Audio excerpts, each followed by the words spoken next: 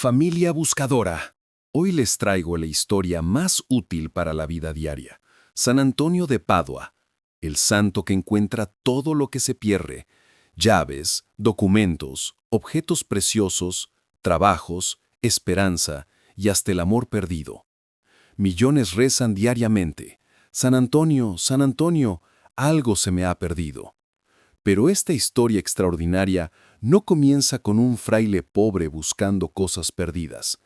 Comienza en 1195, en una familia noble de Lisboa, Portugal, donde nació un niño llamado Fernando Martins de Bulloes, destinado a convertirse en el santo más invocado para encontrar lo perdido. Fernando creció en una de las familias más prominentes de Portugal. Su padre, Martín de Bulloes, era un caballero de confianza del rey, propietario de extensas tierras y con influencia política considerable. Su madre, Teresa Taveira, provenía de una línea aristocrática conocida por su educación refinada y devoción religiosa. El palacio donde Fernando pasó su infancia era impresionante: muros de piedra que se alzaban majestuosamente sobre las colinas de Lisboa, torres que ofrecían vistas panorámicas del río Tajo, jardines perfectamente mantenidos donde paseaba con tutores privados, y salones elegantes donde se reunía la nobleza portuguesa. Desde muy pequeño, Fernando mostró una inteligencia excepcional que impresionaba incluso a nobles visitantes acostumbrados a tratar con las mentes más brillantes de Europa. A los 5 años ya leía latín con fluidez. A los 7 componía poemas en portugués y latín, y a los 10 dominaba conceptos teológicos que desafiaban a estudiantes universitarios. Pero lo que más distinguía a Fernando de otros niños nobles no era solo su inteligencia, sino su corazón profundamente compasivo. Mientras otros jóvenes aristócratas se entretenían con caza y juegos de guerra, Fernando pasaba horas ayudando a los sirvientes del palacio, escuchando sus problemas y encontrando maneras creativas de aliviar su sufrimiento. A los 15 años, Fernando tomó una decisión que sorprendió a toda la nobleza portuguesa. Rechazó su herencia y posición social para unirse a los canónigos regulares de San Agustín en el monasterio de San Vicente, en las afueras de Lisboa. Su decisión no fue impulsiva. Durante meses había estado luchando con una llamada espiritual cada vez más intensa. La riqueza y el poder, le explicó a sus padres devastados, son como tesoros que se pueden perder en cualquier momento. Pero el tesoro de servir a Dios es el único que no se puede perder jamás. El contraste entre su vida anterior y la nueva fue dramático. Del palacio familiar pasó a una celda simple de piedra, apenas lo suficientemente grande para una cama estrecha, un escritorio básico y un reclinatorio para oración. Sus ropas finas fueron reemplazadas por el hábito negro simple de los canónigos agustinos. Pero Fernando no solo aceptó estos cambios, los abrazó con entusiasmo. Finalmente, escribió en una carta a un amigo noble, puedo enfocar toda mi energía en lo que realmente importa: entender la verdad de Dios y ayudar a otros a encontrarla también. La vida monástica siguió un horario riguroso que comenzaba a las 4:30 de la mañana con el rezo de laudes. Los días se dividían entre oración comunitaria, estudio intensivo de las Escrituras y los padres de la iglesia, trabajo manual en los jardines del monasterio y servicios a los pobres que venían buscando ayuda. Fernando se destacó inmediatamente en los estudios. Su capacidad para memorizar textos enteros de la Biblia era legendaria entre los hermanos. Podía citar pasajes largos de San Agustín, San Tomás de Aquino y San Jerónimo sin consultar libros. Su comprensión de la teología era tan profunda que a los 18 años ya estaba enseñando a novicios mayores que él. Pero más impresionante que su brillantez académica era su habilidad para hacer que las verdades teológicas complejas fueran comprensibles y aplicables a la vida diaria. Los campesinos que venían al monasterio buscando consejo espiritual Se iban con explicaciones claras que podían entender y aplicar inmediatamente. Fernando tiene el don, observó el prior del monasterio, de encontrar las palabras exactas que cada alma necesita escuchar. Es como si pudiera ver directamente lo que está perdido en el corazón de cada persona. El curso de la vida de Fernando cambió dramáticamente en enero de 1220, cuando 5 frailes franciscanos llegaron al monasterio agustino camino a Marruecos como misioneros. Estos franciscanos eran diferentes a cualquier religioso que Fernando hubiera conocido antes.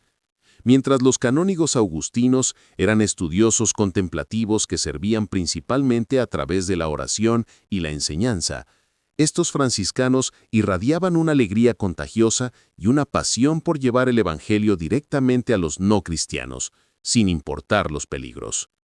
Fernando pasó 3 días conversando intensamente con estos misioneros. Le hablaron de San Francisco de Asís, el fundador de su orden, quien había revolucionado la vida religiosa con su enfoque radical en la pobreza, la simplicidad y el servicio directo a los más marginados de la sociedad. Nosotros no solo estudiamos sobre el amor de Cristo, le explicó el líder del grupo franciscano, sino que intentamos vivirlo de la manera más literal posible. Vamos a lugares donde otros no van, servimos a personas que otros evitan y arriesgamos todo por llevar la esperanza a los desesperados. Cuando los franciscanos partieron hacia Marruecos, Fernando se quedó profundamente perturbado. Por primera vez en su vida monástica, comenzó a cuestionar si había elegido la forma correcta de servir a Dios. 6 meses después, los restos de estos 5 frailes franciscanos regresaron a Portugal. Habían sido martirizados en Marruecos después de predicar abiertamente el cristianismo, a pesar de las advertencias de las autoridades musulmanas. El funeral fue celebrado en la Catedral de Coimbra con gran solemnidad. Miles de portugueses vinieron a honrar a estos mártires de Marruecos que habían dado sus vidas por su fe. Pero para Fernando, la ceremonia fue mucho más que un funeral. Fue una revelación que cambiaría completamente su rumbo de vida. Mientras contemplaba los restos de estos frailes que habían muerto por llevar el evangelio a los no cristianos, Fernando sintió una llamada irresistible. Él también debía convertirse en franciscano y seguir sus pasos como misionero. La decisión de Fernando de abandonar los canónigos agustinos para unirse a los franciscanos causó un escándalo en los círculos religiosos portugueses.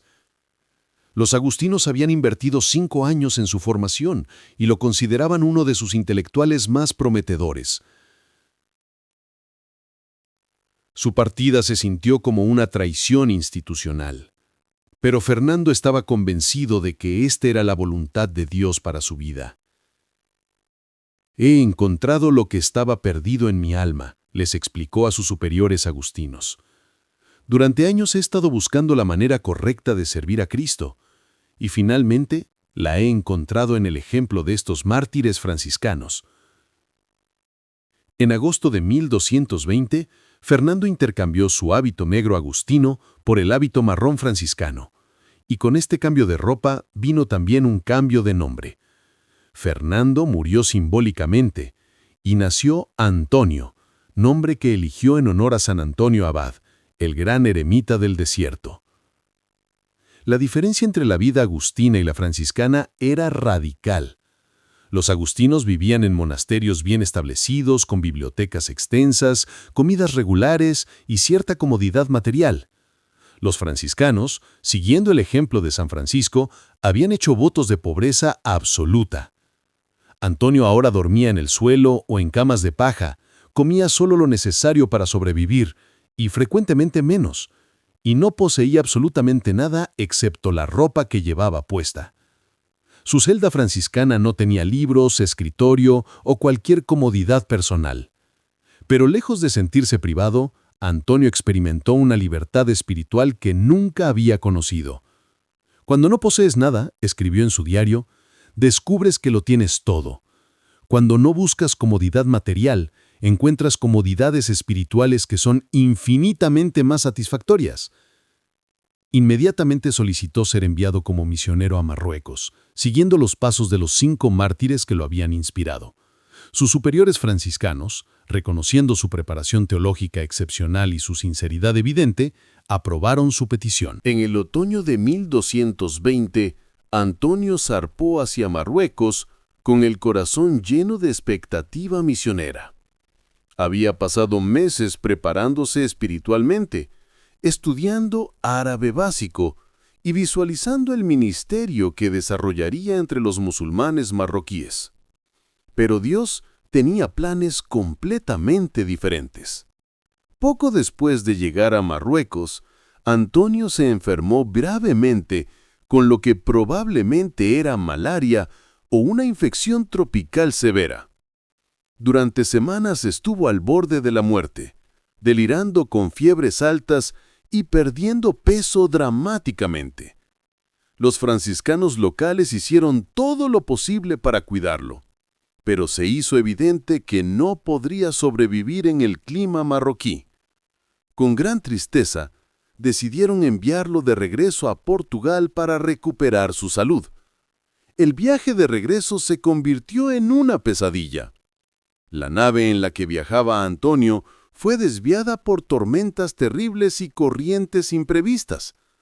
En lugar de llegar a Lisboa, Portugal, terminaron en las costas de Sicilia, Italia, a cientos de millas de su destino previsto. Antonio estaba devastado. Su gran sueño misionero había terminado en fracaso total. No había convertido ni una sola persona en Marruecos, estaba enfermo y débil, y ahora se encontraba varado en un país extranjero sin recursos y sin saber cuál sería su próximo paso. Pero lo que Antonio interpretó como un fracaso catastrófico era en realidad la mano de la providencia dirigiéndolo hacia su verdadero destino. Porque fue en Italia donde Antonio de Padua encontraría su verdadera vocación. No como misionero en tierras lejanas, sino como el predicador más poderoso de su generación. Sin saberlo, el joven noble portugués que había renunciado a todo por seguir a Cristo, estaba a punto de descubrir los dones extraordinarios que lo convertirían en el santo más invocado para encontrar lo perdido. Porque antes de poder ayudar a otros a encontrar lo que habían perdido, Antonio primero tuvo que perderse completamente a sí mismo. Y en esa pérdida total, encontraría su verdadero propósito. Antonio llevaba varios meses en Italia, viviendo en la pequeña ermita franciscana de Monte Paolo, cerca de Forlì, cuando ocurrió el evento que cambiaría su vida para siempre. Durante estos meses había mantenido un perfil extremadamente bajo. Sus hermanos franciscanos italianos lo conocían solo como el fraile portugués enfermo que había fracasado como misionero en Marruecos. No tenía idea de su educación extraordinaria, su brillantez teológica o su preparación académica de élite. Antonio, por su parte, estaba atravesando una profunda crisis espiritual. Se sentía como un fracaso total. Había abandonado una vida noble privilegiada, había dejado a los canónigos agustinos donde era respetado, había soñado con convertirse en un mártir misionero y ahora se encontraba como un hermano desconocido en una ermita remota italiana. Tal vez, se preguntaba durante largas horas de oración solitaria, me equivoqué completamente sobre la voluntad de Dios para mi vida. Tal vez nunca debía haber dejado Portugal. Pero Dios tenía otros planes, y estos se revelarían de la manera más inesperada. En 1222 había una ceremonia de ordenación programada en Forlì para varios frailes franciscanos y dominicos. Como era costumbre, después de la ceremonia habría una celebración con discursos edificantes. Varios predicadores distinguidos habían sido invitados para dar charlas inspiradoras a los nuevos sacerdotes. El día de la ceremonia, una crisis inesperada surgió.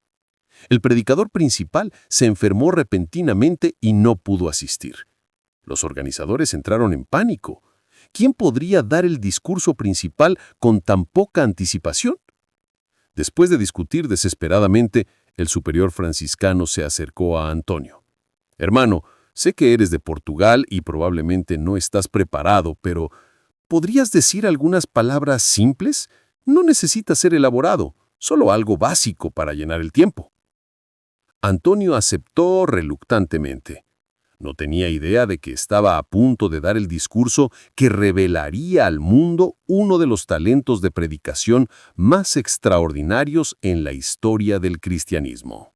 Cuando Antonio se levantó para hablar, la audiencia esperaba unas pocas palabras educadas, pero poco memorables, del fraile portugués silencioso. Lo que escucharon en su lugar los dejó completamente asombrados. Antonio comenzó a hablar e inmediatamente se hizo evidente que no era un fraile ordinario. Su voz tenía una claridad y autoridad que comandaba atención instantánea. Su conocimiento de las Escrituras era enciclopédico. Citaba pasajes largos de memoria con precisión perfecta. Su comprensión de la teología era tan profunda que hacía conexiones que incluso los eruditos presentes no habían considerado antes. Pero más impresionante que su conocimiento era su habilidad para comunicar. Tomaba conceptos teológicos complejos y los hacía comprensibles para cualquiera. Usaba metáforas de la vida diaria que iluminaban verdades espirituales profundas. Su pasión era contagiosa, su sinceridad era innegable, y su amor por Cristo irradiaba de cada palabra. Durante 45 minutos mantuvo a toda la audiencia completamente cautivada. Frailes que habían escuchado miles de sermones en sus vidas después dijeron que nunca habían experimentado algo así. Era como si las palabras de Antonio tuvieran poder sobrenatural para penetrar directamente en el corazón y transformar al oyente. Cuando terminó de hablar, el silencio en la sala era absoluto. Luego, espontáneamente, toda la audiencia estalló en aplausos que duraron varios minutos. El superior franciscano inmediatamente se acercó a Antonio. «Hermano, ¿dónde estudiaste? ¿Cuál es tu preparación? Este fue el sermón más extraordinario que he escuchado en 20 años de vida religiosa». Cuando Antonio reveló su educación con los canónigos agustinos y su preparación teológica extensiva, todo cobró sentido. Pero también se hizo evidente que tenía un don que iba más allá de la educación, un don sobrenatural para predicar que venía directamente de Dios. Las noticias del extraordinario talento de predicación de Antonio se extendieron por Italia como fuego en hierba seca. Dentro de semanas, invitaciones para predicar llegaban de toda la península. Su primer gran éxito llegó en Rímini, una ciudad costera que había sido corrompida por herejías cátaras. Los cátaros enseñaban que el mundo material era inherentemente malvado, que el matrimonio era pecaminoso y que la Iglesia Católica estaba completamente corrupta. Habían ganado tantos seguidores que los católicos ortodoxos se habían convertido en minoría en su propia ciudad. Cuando Antonio llegó a Rímini, los herejes organizaron una campaña para evitar que la gente asistiera a sus sermones. Corrieron rumores de que era un fanático ignorante de Portugal, que no entendía las sutilezas teológicas. Boicotearon activamente sus primeras predicaciones. Pero Antonio tenía una estrategia única. En lugar de enfrentarse directamente con los herejes en debates teológicos complejos, decidió predicar a los peces del mar. Se dirigió al puerto de Rímini, se colocó en la orilla y comenzó a predicar a las aguas como si los peces fueran su congregación. «Hermanos peces», declaró con voz que se llevaba por toda la ciudad, «ustedes honran a su Creador mejor que los humanos de esta ciudad. Ustedes no niegan la bondad de la creación, no rechazan los sacramentos que Dios ha dado para su salvación». Lo que siguió fue presenciado por miles de ciudadanos de Rímini. Los peces comenzaron a congregarse cerca de la orilla, levantando sus cabezas del agua como si estuvieran escuchando atentamente. Más y más peces se reunían, creando una audiencia acuática masiva que claramente respondía a la voz de Antonio. El espectáculo era tan extraordinario que toda la ciudad vino a verlo. Los mismos herejes que habían boicoteado sus sermones ahora estaban fascinados por este milagro de los peces. Cuando Antonio terminó su sermón a los peces, se dirigió a la multitud humana que se había reunido. Vean cómo los peces que no tienen alma racional honran más a su Creador que ustedes, que han sido creados a imagen y semejanza de Dios. El efecto fue devastador para la herejía cátara. En las siguientes semanas, miles de herejes se convirtieron al catolicismo ortodoxo. Rímini, que había sido un centro de herejía, se convirtió en un bastión de fe católica ortodoxa.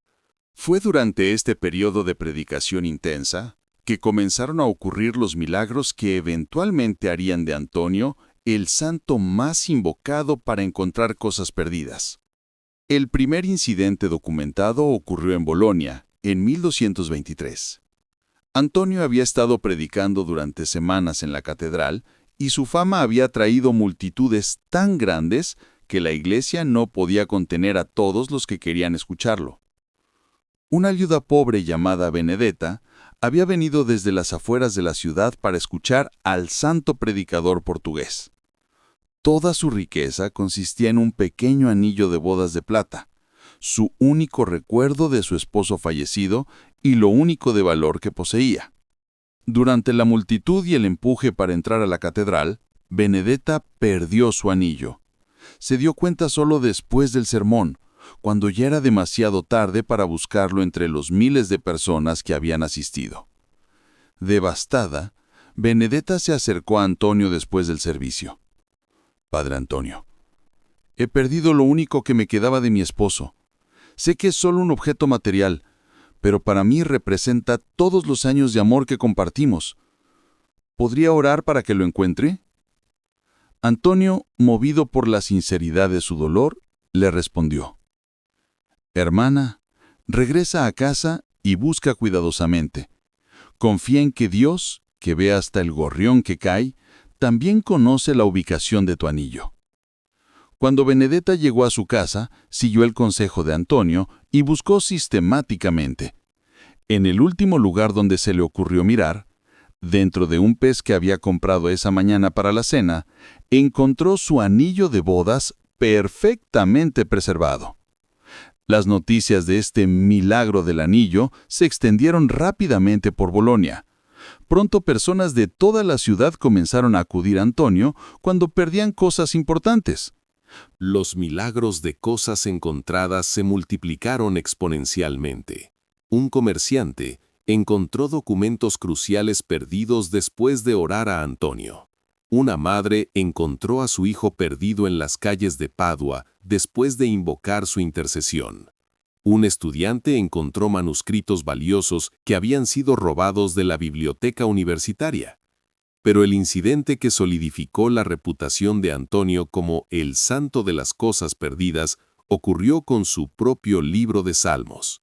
Antonio poseía un salterio, libro de Salmos, que había copiado personalmente a mano durante sus años con los agustinos.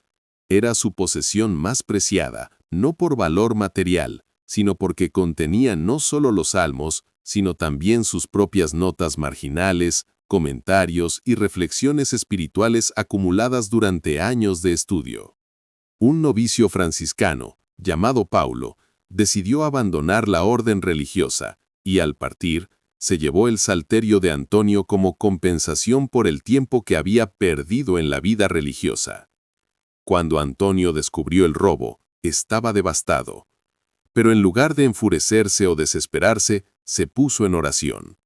«Señor, tú sabes cuánto significaba ese libro para mí, no por su valor material, sino por la historia espiritual que representaba. Si es tu voluntad que lo recupere, guía al joven Paulo para que tome la decisión correcta». Esa misma noche, Paulo experimentó lo que después describiría como visiones terrificantes, donde se veía a sí mismo enfrentando las consecuencias eternas de su robo. Un sentimiento abrumador de culpa y terror lo llenó hasta que, finalmente, al amanecer, regresó corriendo al convento franciscano. Se arrojó a los pies de Antonio, devolvió el salterio, pidió perdón y rogó ser readmitido en la orden. «Padre Antonio», le dijo entre lágrimas, «toda la noche sentí como si fuerzas invisibles me perseguían. No podía tener paz hasta devolver lo que había robado». Antonio no solo lo perdonó, sino que intercedió para que fuera readmitido. Paulo se convirtió en uno de los franciscanos más devotos de su generación. Cuando las noticias de este incidente se extendieron, la gente llegó a una conclusión inevitable. Si Antonio podía encontrar sus propias posesiones perdidas a través de la oración, entonces ciertamente podía ayudar a otros a encontrar las suyas. La fama de Antonio como predicador y hacedor de milagros se extendió por toda Europa. Reyes y campesinos, eruditos y analfabetos, todos venían a escucharlo predicar y a pedirle intercesión por sus necesidades. Pero lo que hizo único a Antonio no fueron solo los grandes milagros espectaculares, sino su disponibilidad constante para los pequeños problemas cotidianos de la gente ordinaria. No era demasiado santo para preocuparse por las llaves perdidas de una ama de casa, o los documentos extraviados de un comerciante, o el juguete perdido de un niño llorando. Dios, enseñaba Antonio, se preocupa por todo lo que nos causa dolor o preocupación, sin importar cuán pequeño parezca. Si es importante para ustedes, es importante para Él. Cuando murió en Padua, el 13 de junio de 1231, a la edad de solo 36 años, ya era conocido por toda Europa como el santo que encuentra lo perdido. Su canonización llegó en tiempo récord, apenas 11 meses después de su muerte, el proceso más rápido en la historia de la Iglesia hasta ese momento. Durante los siguientes 800 años, la devoción a San Antonio se extendió por todo el mundo. Hoy en día, millones de personas de todas las culturas y continentes rezan la oración simple. San Antonio, algo se me ha perdido, ayúdame a encontrarlo, por favor. Y según innumerables testimonios, él sigue respondiendo, no solo encontrando objetos materiales perdidos, sino ayudando a las personas a encontrar trabajo perdido, esperanza perdida, fe perdida, relaciones perdidas y propósito perdido en sus vidas. El joven noble portugués que una vez se sintió completamente perdido en una ermita italiana, se convirtió en el santo que ayuda a todo el mundo a encontrar lo que más necesita encontrar.